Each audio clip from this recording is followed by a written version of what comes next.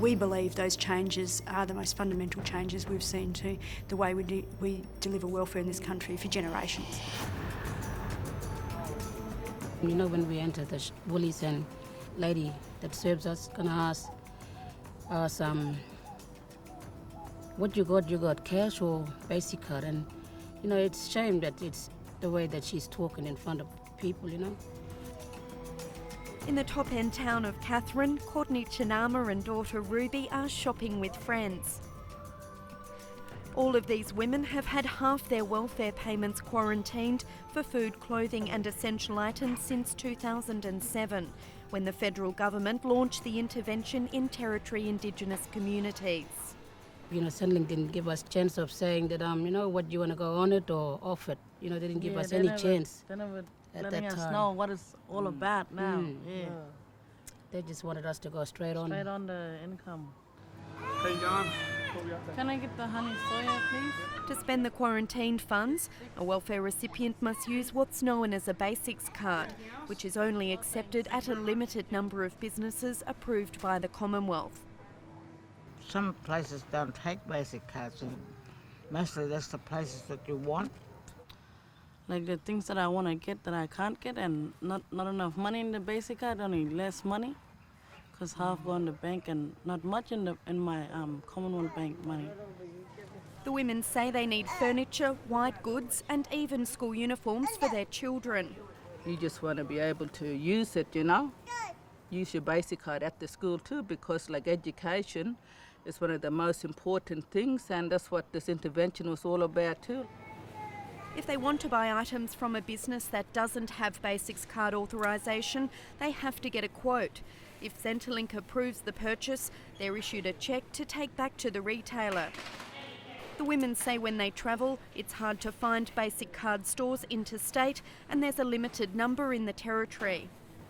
A few of those service stations out there, they don't take basic card. No. And you know, what about our fuel, you know, when we travel up? I mean, that's the only thing that can get us the fuel, you know, the basic card. But I don't think Adelaide River and Pine Creek and Hayes Creek hasn't got any basic card. Good afternoon, how are you? One of the key complaints about the basics card is the ability to check how much money is available before buying groceries.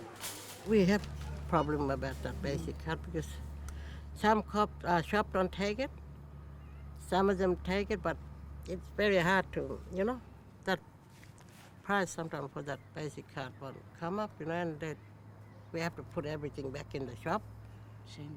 Same job too, but... To find out how much they got to make a phone call all the time.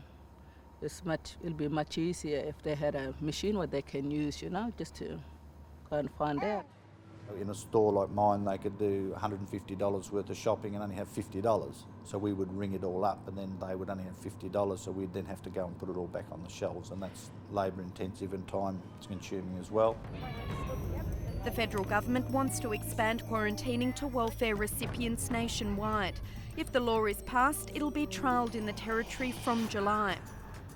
The advice I have from my department is that they expect around 20,000 people would be income managed when we roll it out across the Northern Territory.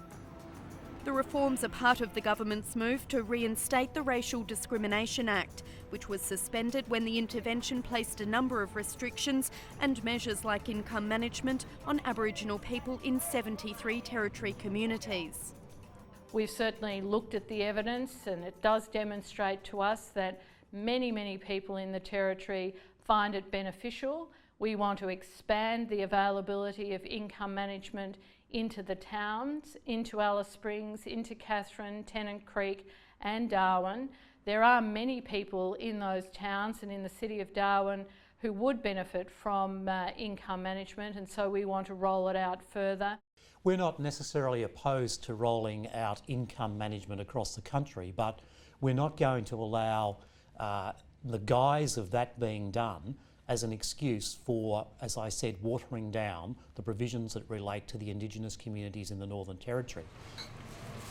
So far, the government hasn't won the support it needs to get the legislation through the Senate. They're about to spend $350 million over the next 4 years and implementing the rollout of income quarantining with no genuine evidence base. $350 million would go an awful long way to addressing Aboriginal disadvantage in the Northern Territory. That's where that money should be spent. We believe this is a very substantial watering down of what was put in place to protect the most vulnerable people in the Indigenous communities, especially women and children. The opposition says the plan to take pension recipients off quarantining will expose them to humbugging, but the women from the Kalano community say this happens regardless. They'll still come over and ask for taka or ask to borrow, they'll use your basic card. Because they know you got a basic card and all you can do is buy food with it and that, and all they ask you. The reforms also allow welfare recipients to opt out of the regime. They'll have to meet certain conditions, but for these women it would be a welcome move. No, I'm not a drinker or smoker. We spend our money right way. We don't smoke. And I like to get off that basic card because it'll be good. That way I'll have money for my children's clothing more often and, buying shoes and stuff.